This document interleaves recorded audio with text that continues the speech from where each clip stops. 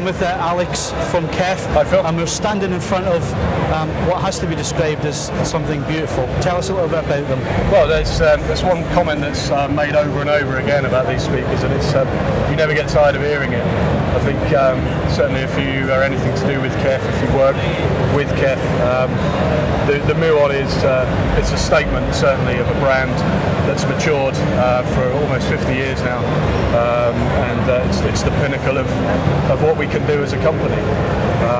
The speaker design originally was part of something called the Austin Project. The Austin Project was effectively a blank check given to us by our parent company, and our engineers at Maidstone were basically told, hey, build the best thing you can build. So they came up with the Austin Project, which originally was very different to this. Lots of wood, modelling clay and drive units used around the design of the product.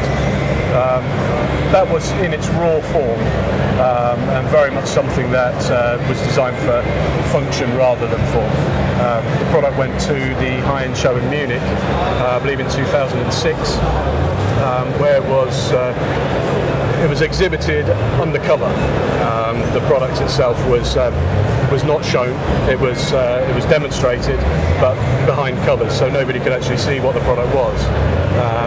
We had a number of reviewers from around the world who sat and had private listening sessions, and the product actually won Best at Show, which for a product that nobody could see was quite impressive.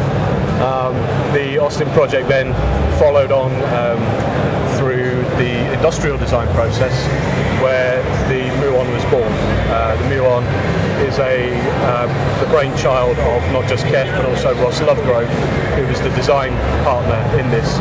And the Austin product itself was not changed in terms of its volume internally, drive unit layouts, etc. The use of ACE technology inside was all kept adhered strictly to, and the design of Muon was something that was born from that. The product itself is made from actually 2 billets of aluminium. Although you can't see because there is no join physically to look at the product, the billet of aluminium is superheated and then superformed. So it's heated to almost the point of liquid, when then hot air is blown down across a mould, which is how you get this lovely moulding here. And then the rear of the speaker, exactly the same process. The two are then joined together, they're sealed, they're welded and polished, so you don't see the seam. So effectively it looks like one milled moulded piece of aluminium. The drive unit layout on the Muon is quite special. You have on the front of the speaker, 2 bass drivers, 10-inch at the top, 2 10-inch bass drivers at the bottom. You have a 10-inch lower mid-range cone, which is a dedicated lower mid-range cone, and then an upper mid-range and HF, super HF or hyper HF.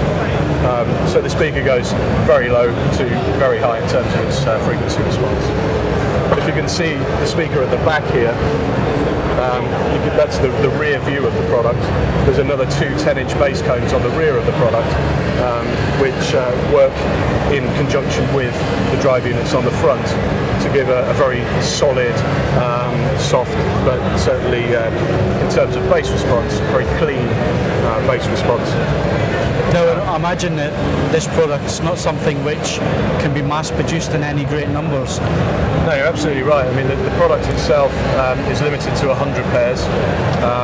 We are building those as we go through the process. We have, for different markets, different key markets around the world, we have 10 to 20 pairs. So, for example, here in the UK, we have 10 pairs for sale. For anyone who's got £80,000 in their pocket, it would certainly be a fantastic addition to anyone with a beautiful home or a big wallet. I think it's a type of product that you can just when you look at the product, you've already got the brochure picture in your head of this massive open plan space with just the 2 Muons sitting. Yeah, it certainly can be. I mean, when we launched the product, it was at the Milan Interiors Show, which was furniture, and the product itself was in a huge open space in a hall with paintings, and and just the Muon.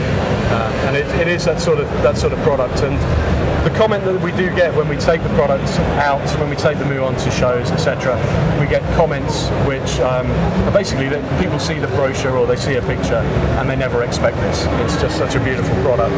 The sculpture, the design is just a marvel, really. We enjoy bringing it out and showing it off. Well, Alex, I'm not going to say good luck in selling a pair, because I think it's quite a stretch to go to £80,000, and even at CEDIA, I don't think anybody's going to come out with a chequebook today. But if I had 80 grand in the bank, I would certainly consider a pair of these. Well, you never know, Phil. Thank you. Thank you.